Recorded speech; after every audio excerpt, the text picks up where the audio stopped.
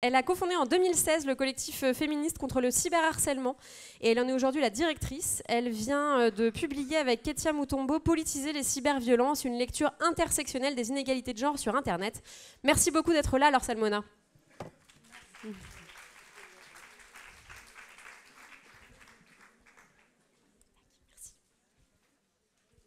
Super. Comme vous préférez. Vous préférez tout vous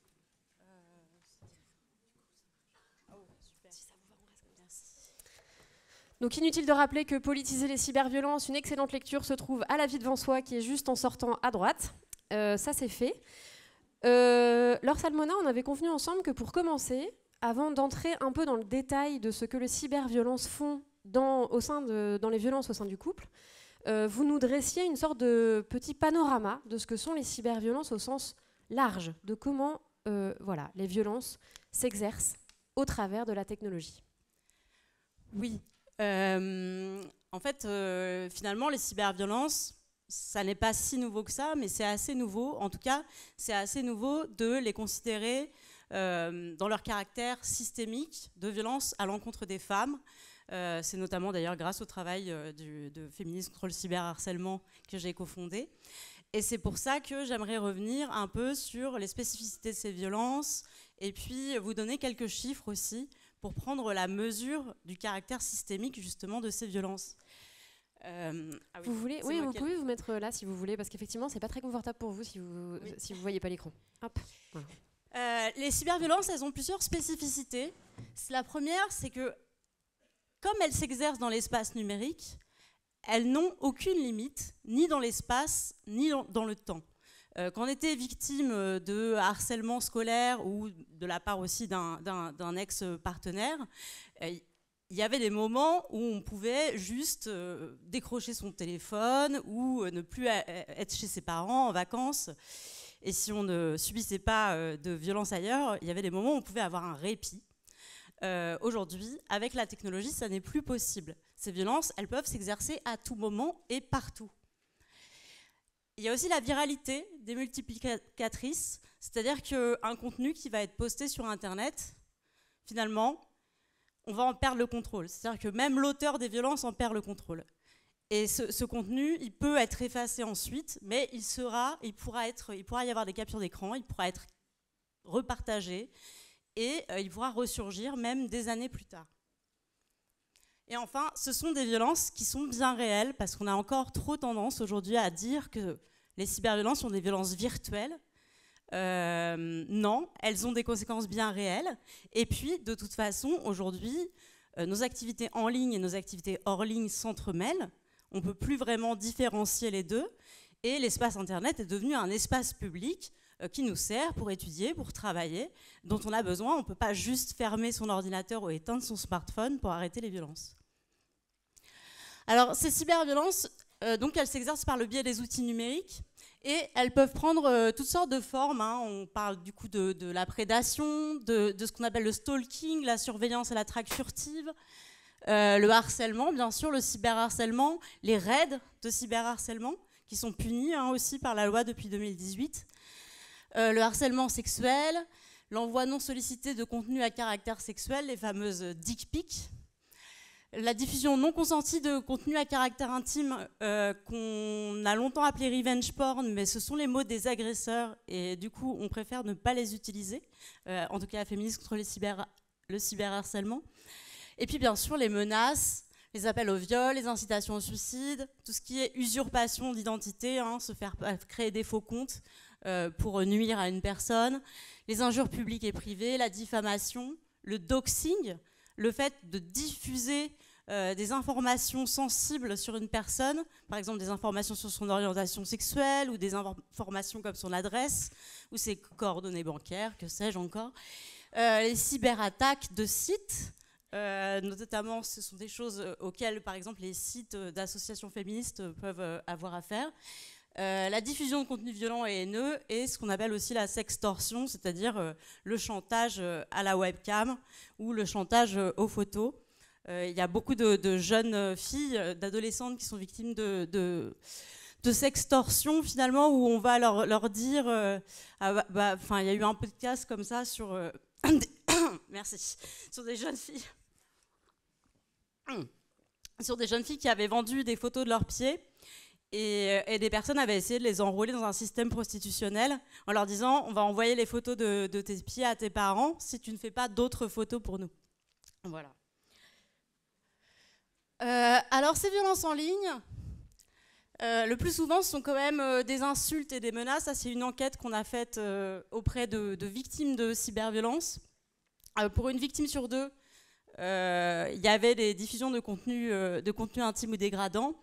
Et sans surprise, des hommes étaient impliqués dans la commission de ces cyberviolences dans 74% des cas, donc dans la majorité des cas. Alors, ce qui est intéressant aussi, c'est que ces cyberviolences, elles se répètent. 93% des victimes ont subi plusieurs situations de cyberviolence. Il y a une forme de continuum. Et ces violences durent, puisqu'elles ont duré plus d'1 mois pour près d'une victime sur deux, et plus d'1 an pour un quart des victimes. C'est un phénomène qui est très répandu. 41% des Français ont subi au moins un acte de cyberviolence. Et c'est un phénomène qui concerne surtout les jeunes adultes, 87% d'entre eux. Et bien sûr, il n'y a pas de cyberviolence sans auteur de cyberviolence, et on voit que c'est quasiment un tiers des Français qui admettent en avoir commis, et que la violence la plus répandue, c'est le fait de fouiller dans le téléphone portable de son ou sa partenaire, qui d'ailleurs n'est pas du tout considérée comme une cyberviolence par les personnes, par les répondantes à cette enquête, que je n'ai pas présentée d'ailleurs, mais qui est une enquête qu'on a conduite avec Ipsos auprès d'un échantillon représentatif des Français et des Françaises. Et après, c'est plutôt un ou une Française sur 10, plutôt un Français sur 10 qui admet avoir envoyé des photographies non sollicitées de ses parties intimes ou menacé des personnes sur les réseaux sociaux. Alors, on parle souvent de l'anonymat en disant que c'est à cause de l'anonymat qu'il y a des violences sur Internet, mais la plupart du temps, l'impunité sociale est telle que les personnes qui cyberharcèlent le font en leur propre nom. Et dans 63% des cas, les victimes de cyberviolence connaissent la véritable identité de leur agresseur. Alors une autre spécificité, malheureusement, des cyberviolences, c'est qu'elles sont, comme beaucoup de violences faites aux femmes d'ailleurs, banalisées et minimisées. Déjà, il y a une méconnaissance de la législation. C'est 73% des Français et Françaises qui ne connaissent pas les risques pénaux encourus lorsqu'un acte de cyberviolence est commis.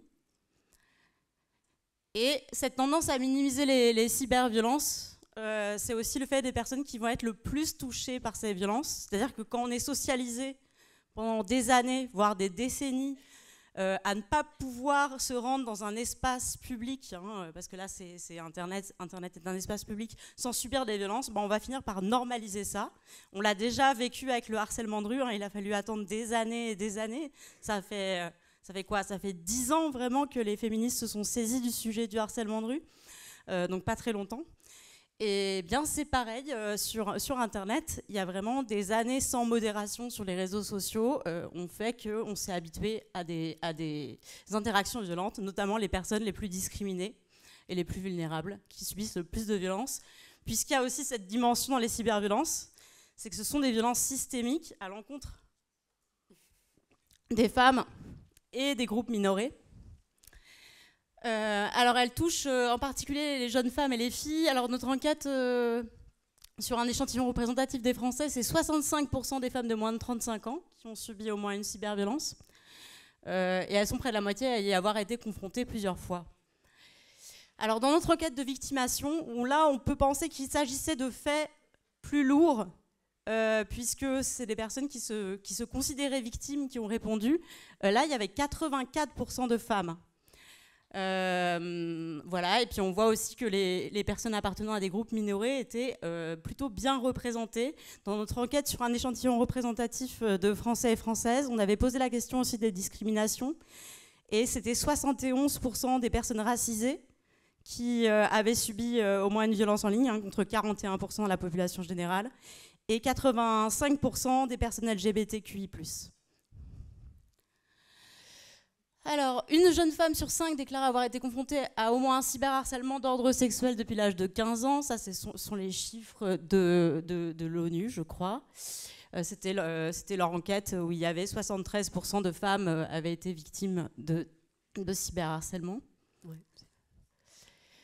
Et être à la croisée de plusieurs discriminations, de plusieurs oppressions, expose à encore davantage de violences en ligne. Hein. Ça, ce sont les résultats d'une enquête menée par Amnesty International en 2018, qui montre qu'une femme noire sur Twitter a 84% plus de risques qu'une femme blanche de subir des violences en ligne.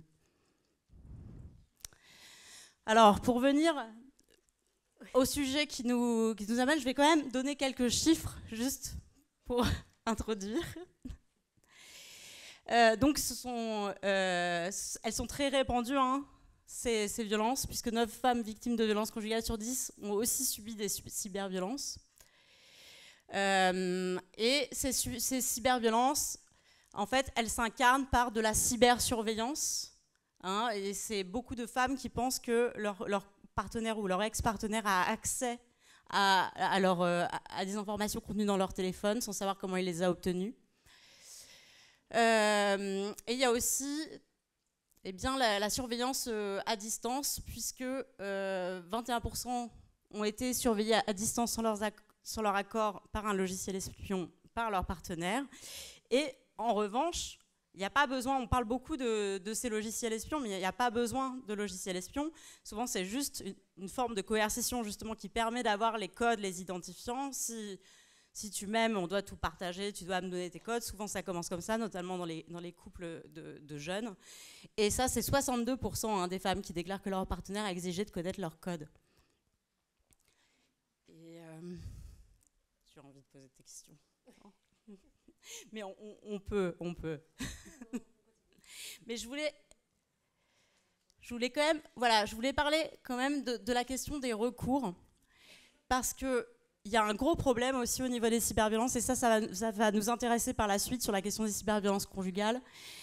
C'est que les victimes de cyberviolences, elles ne savent pas quoi faire quand elles sont victimes de cyberviolences. Il n'y a pas de campagne d'information, il n'y a pas grand-chose qui existe. Et donc, elles sont 81% qui se déclarent mal informées sur les plateformes d'aide.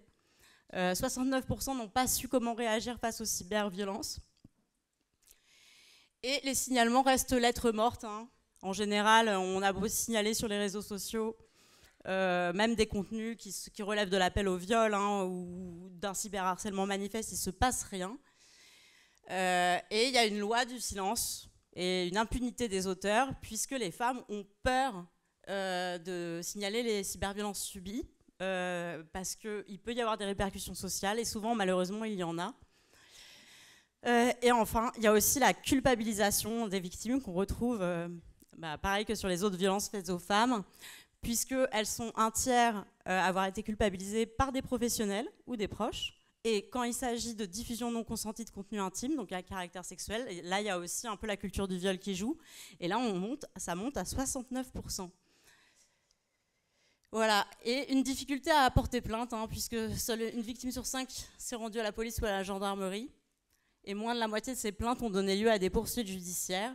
Et ça, c'est mon dernier chiffre, mais qui montre à quel point il y a aujourd'hui un problème. C'est que 2 tiers de ces victimes, et ça c'est l'enquête dans la population générale, 2 tiers des personnes qui ont fait la démarche d'aller porter plainte se sont vues refuser le dépôt de plainte alors que c'est totalement illégal. Et donc ça concentre un peu tout l'abandon des victimes, le manque de moyens et le fait qu'on minimise ces violences.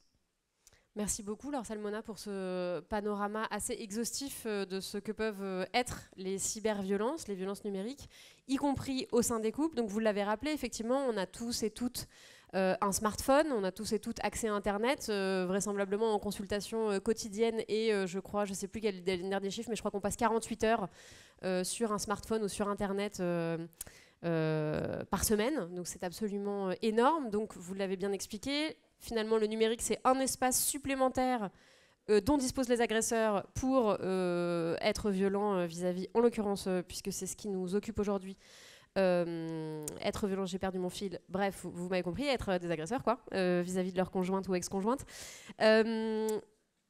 Vous avez aussi rappelé donc l'étude du centre Hubertine Auclair, qui est le centre francilien pour l'égalité entre les femmes et les hommes, qui a réalisé cette enquête en 2018, je crois, qui donc dit que 9 femmes sur 10 qui sont victimes de violences conjugales sont aussi victimes de cyberviolence, avec des qualifications pénales qui existent aussi, hein, et un certain nombre là-dessus. On voit bien qu'elles ne sont pas toujours appliquées, mais en l'occurrence, elles existent. Comment est-ce que vous pourriez décrire, peut-être encore plus en détail, la manière dont ces cyberviolences ne sont pas un espace particulier, mais dont finalement elles renforcent la stratégie des agresseurs au sein des couples? Alors déjà, oui, les technologies, elles sont pas neutres. Déjà, rien que le fait qu'elles puissent être utilisées par les agresseurs pour renforcer leur contrôle et être violents à l'encontre des victimes, c'est déjà aussi un problème du coup dont ne se sont pas saisies les personnes qui créent, qui construisent les structures de ces technologies.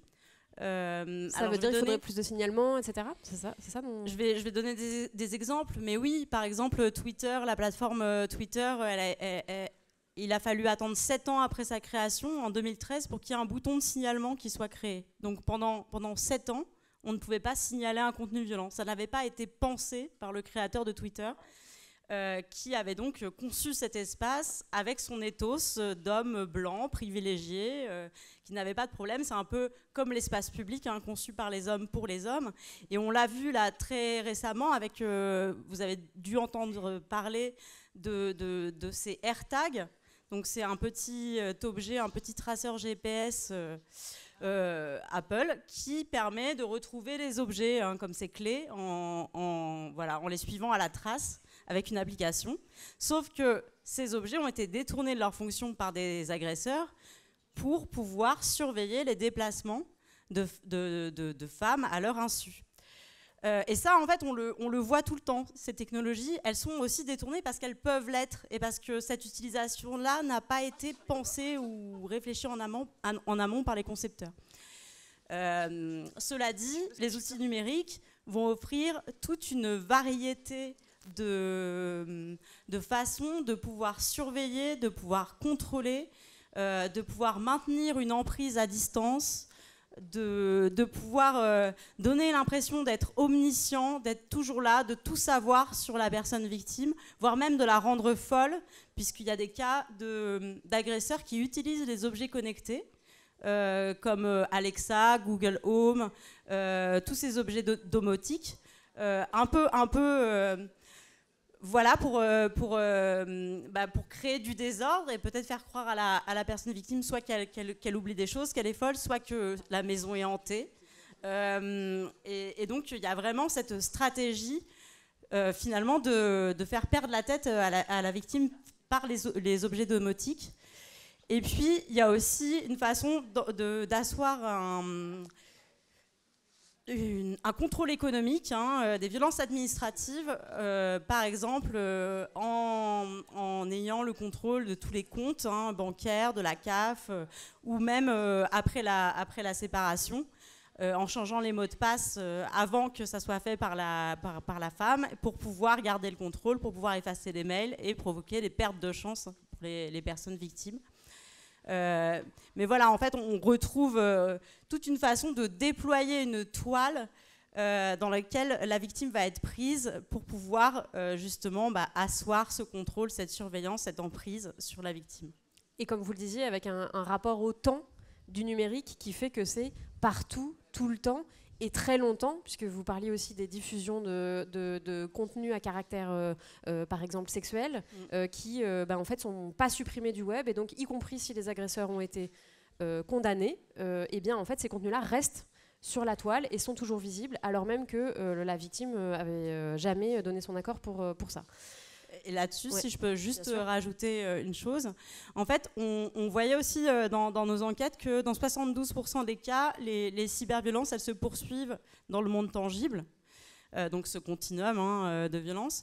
Mais sur la question de la diffusion non consentie de contenu intime, en fait, cette diffusion, elle est aussi très utilisée pour commettre des violences sexuelles, c'est-à-dire pour menacer, par exemple, des jeunes filles qui ne veulent pas avoir de rapport sexuel, mais qui ont envoyé des nudes, donc des photos d'elles dénudées, à leur petite amie. Leur petit ami les menace en disant bah, j'envoie ces photos à toutes tes amies, à tes parents si tu n'as pas de rapport sexuel avec moi. Donc l'idée c'est d'obtenir un rapport sexuel sous la contrainte, donc un viol. Donc vous nous avez rappelé l'ampleur de ce phénomène qui est à nouveau partout tout le temps. Est-ce que vous diriez aujourd'hui que les professionnels sont assez outillés sur ces questions-là? Je crois que voilà, c'est aussi une des conclusions du rapport d'Hubertine Auclair sur la question, c'est que pas trop en fait. Oui, alors il y a vraiment un problème non seulement de formation, c'est-à-dire finalement si une femme victime de cyberviolence arrive et qu'on doit l'accompagner, comment on l'oriente, est-ce qu'on connaît la loi? On voyait que 73% des Français et Françaises ne connaissaient pas la loi, mais c'est aussi le cas des personnes qui n'ont pas été formées sur la législation qui encadre les cyberviolences. Et c'est un arsenal législatif qui est très épars en fait. C'est assez compliqué de tout compiler. Après, le Centre Hubertine Auclair et Féministes contre le cyberharcèlement aussi, nous avons fait un travail de compiler tous ces textes de loi. On peut consulter sur votre site. On peut consulter sur... Il y avait une petite brochure, un petit flyer, mais qui a vite disparu. Enfin, il y en avait plusieurs, mais qui ont vite disparu. Mais donc, oui, vscyberh.org pour le site. Donc, du coup, il n'y a pas vraiment de plateforme pour les adultes. Il existe le 30-18 pour les jeunes. Effectivement, pour les jeunes femmes victimes de violences au sein du couple, il y a En Avant Toutes qui a ouvert un chat avec des personnes qui sont formées à la question des cyberviolences. Mais aujourd'hui, il n'y a pas grand-chose. Et c'est vrai que même au niveau de structures qui pourraient donner des conseils très techniques, par exemple, si une femme sur... 7 femmes sur 10, 7 femmes victimes de violences au sein du couple sur 10 disent qu'elles pensent qu'elles sont surveillées, mais qu'elles n'ont pas les preuves, elles ne savent pas. Et en fait, quand il y a une suspicion d'un logiciel espion, déjà, il faudrait en fait pouvoir avoir une personne qui soit en capacité de regarder s'il y a un logiciel espion, qui puisse donner des conseils. Par exemple, en fait, ne pas retirer le logiciel espion, mais acheter un deuxième téléphone safe, entre guillemets, pour ne pas énerver l'agresseur, qui pense qu'il continue à avoir le contrôle. Il y a plein de choses comme ça très techniques. Alors il y a une association qui s'appelle Échappe qui donne des conseils pour se déconnecter notamment d'un partenaire violent. Mais voilà, il y a plein de choses, il y a toute une formation qu'il faudrait avoir. Et puis après, c'est aussi une question de volonté politique, de volonté de là où on met du budget. Le budget, c'est politique. Et le fait qu'aujourd'hui... nos gouvernements ne pensent la question de la lutte contre les cyberviolences que par avoir tout le temps toujours de nouvelles législations, mais qui en fait ne sont pas appliquées, puisque c'est 3% des cyberviolences qui donnent lieu à des poursuites judiciaires. C'est compliqué quand il n'y a pas d'argent dans les services de police qui du coup vont choisir eux-mêmes, c'est pas leur mandat, mais ils vont choisir eux-mêmes finalement les enquêtes qui ont des chances d'aboutir. Et ils vont essayer de refuser les plaintes dont ils pensent qu'elles ne vont pas aboutir parce que ce n'est pas des violences entre guillemets assez graves puisque c'est des cyberviolences sur Internet et c'est virtuel. Et donc, du coup, il y a des choix qui vont être faits par manque de moyens, par manque de formation aussi. Il y a vraiment un vrai manque de formation technique sur la question des cyberviolences des forces de l'ordre. Et du coup, tout ça, le fait qu'il n'y ait pas de campagne d'information, qu'il n'y ait pas de plateforme, fait qu'aujourd'hui, les victimes de cyberviolence se sentent assez abandonnées par la société en général. Ce que vous disiez tout à l'heure, ça me faisait penser que, évidemment, aussi, il y a un enjeu pour les associations. Je crois que dans certaines, quand une femme arrive avec une suspicion, il y a l'idée peut-être aussi de soit détruire le téléphone, soit de le mettre à côté. Mais du coup, ça, c'est, comme vous le disiez, un certain nombre de risques, puisque du coup, l'idée, c'est pas non plus d'alerter l'agresseur que le téléphone a été repéré ou que le logiciel espion a été repéré. Donc effectivement, tout ça, ça demande à nouveau de la formation, des compétences, de l'expertise. Est-ce que... pardon, je regarde où on en est, je regarde aussi, parce que l'idée c'est aussi que vous puissiez poser toutes vos questions à Laure, donc vous pouvez commencer peut-être à réfléchir, oui, et puis voilà, on me fait signe qu'on va passer à la dernière question. Pourquoi est-ce que vous appelez donc à politiser les cyberviolences ? Ça veut dire quoi, politiser les cyberviolences ?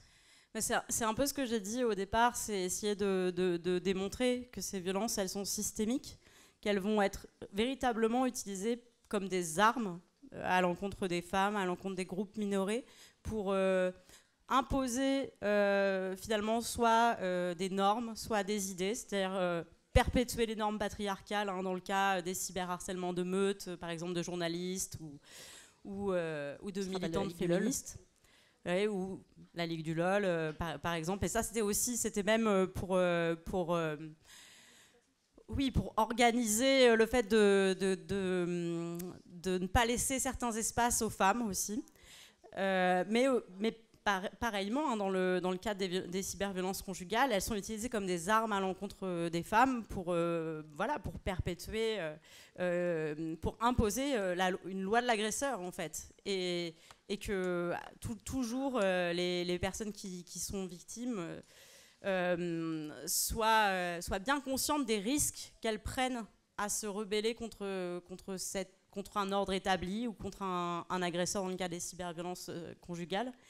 Il y a vraiment cette dimension qui souvent n'est pas du tout prise en compte par les pouvoirs publics ou même par les médias, qui présentent un peu ces violences comme des violences interpersonnelles, qui ne feraient pas système.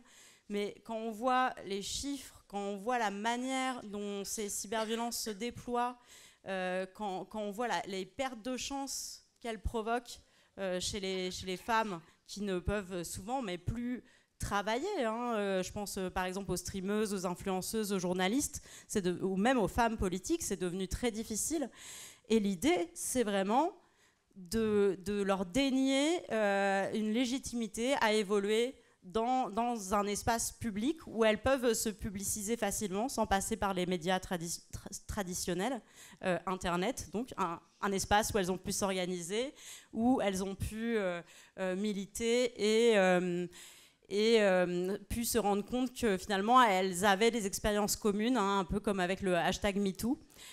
Et du coup, il y a vraiment une importance aussi de briser en fait ces prisons de code que nous ont imposées les plateformes, ces prisons de code qui font que finalement on évolue dans des espaces qui ne sont pas pensés par et pour des femmes, par et pour des personnes appartenant à des groupes minorés, et que du coup on s'y sent mal à l'aise parce qu'ils sont construits pour qu'on y soit mal à l'aise en fait. Et ils sont beaucoup moins libres et porteurs de liberté que imaginés au départ.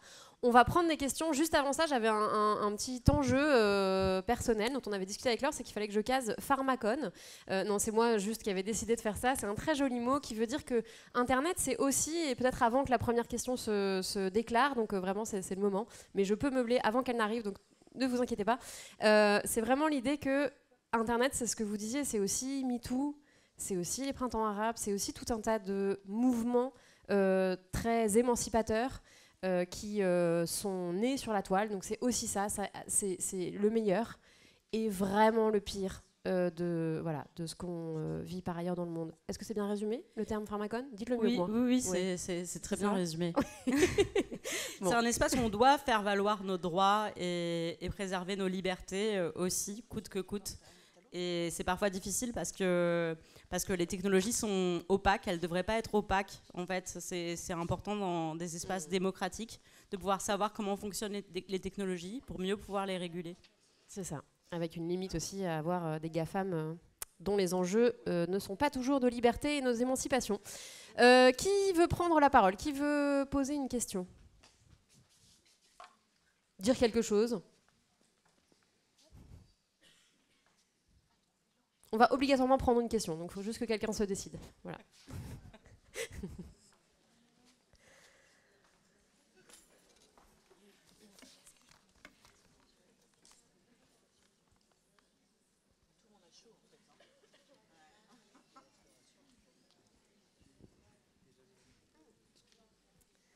Donc, qui veut bien, pour le collectif, se dévouer? Non, vous n'avez pas de questions? Tout le monde maîtrise à fond les cyberviolences et tout ça? Ou un cas peut-être que vous voudriez exposer un peu spécifique qui engloberait des cyberviolences? Oui, oh là là. Merci Valérie. Bonjour Valérie Richeteau-Sac, la déléguée départementale aux droits des femmes. Alors moi, ce sera le lien avec l'éducation nationale. Quel est-il? C'est bien si c'est en administration centrale, mes collègues du SDFE, mais surtout du ministère de l'Éducation nationale. Vous avez fait déjà des passerelles? Et si oui, comment ça pourrait descendre jusqu'à nous?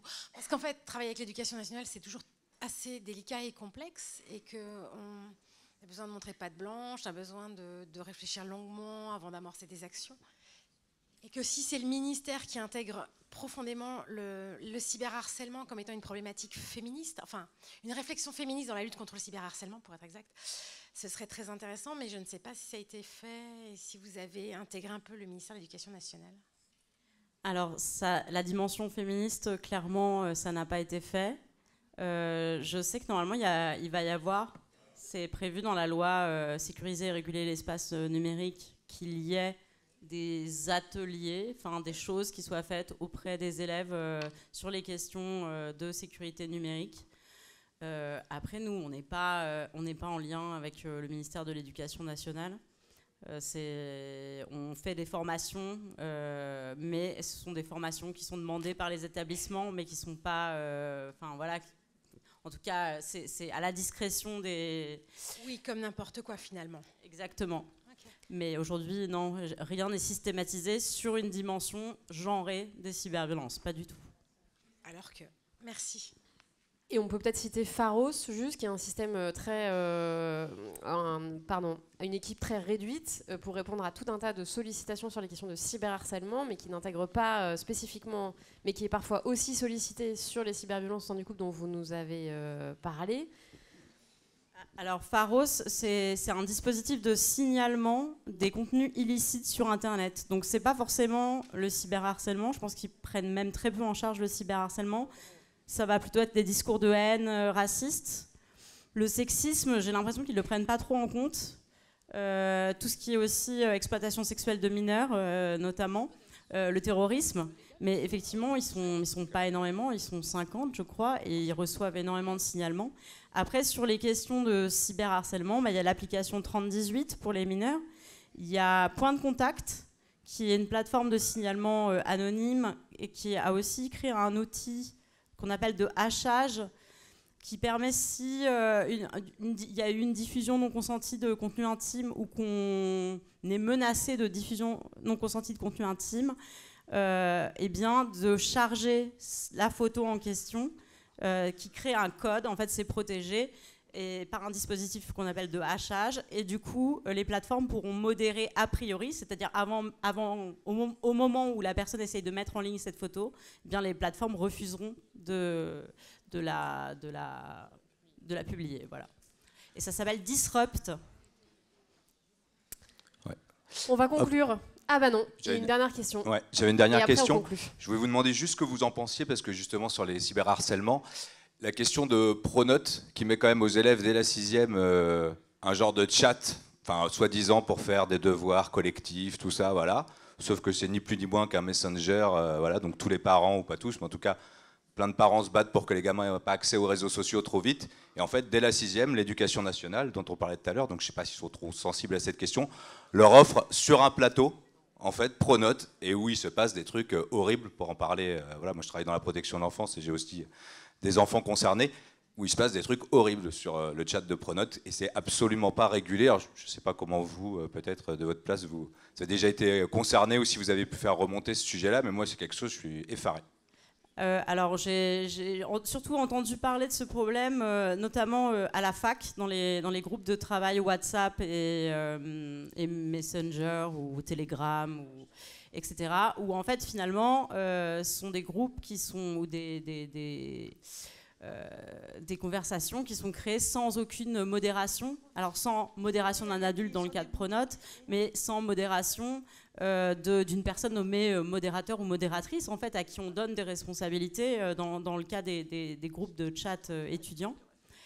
Et je pense que c'est très important justement de penser en amont la manière d'utiliser ces technologies pour faire en sorte qu'il y ait moins de risques de cyberviolence. Alors, quand on sait ce que ça donne, ces groupes de discussion, Et il faut penser faut penser ça en amont. Et Pronote, c'est aussi un problème parce que ça habitue tous les élèves à une surveillance par leurs parents. Et ça, c'est quelque chose que je vois, c'est que souvent les jeunes disent « bah oui, bien sûr que je surveille le portable de ma copine, c'est normal, quand on aime, on surveille ». Et les discussions avec les élèves dans le cadre d'ateliers de sensibilisation, c'est vraiment ça, nos parents ils le font, c'est normal, en fait, c'est normalisé. Transfert de culture de la surveillance, quoi. Exactement, c'est une culture de la surveillance. Eh bien, merci beaucoup Laure Salmona pour toutes ces informations, pour tous ces enseignements.